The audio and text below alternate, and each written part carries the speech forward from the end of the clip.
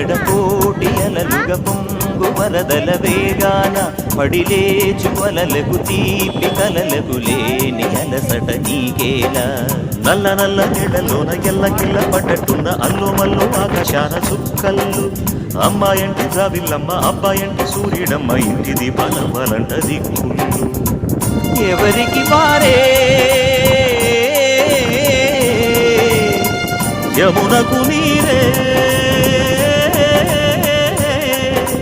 రేవు నీరు నావదంట నావతోడు రేవుదంట పంచుకుంటే గోరువంక వాలగానే గోపురానికి స్వరాల గణగణ కంటలే మోగనేలా గోపబాలుడొచ్చినాక గోకులానికి పెదాల కిలకిలా పువ్వులే పుట్టలేదా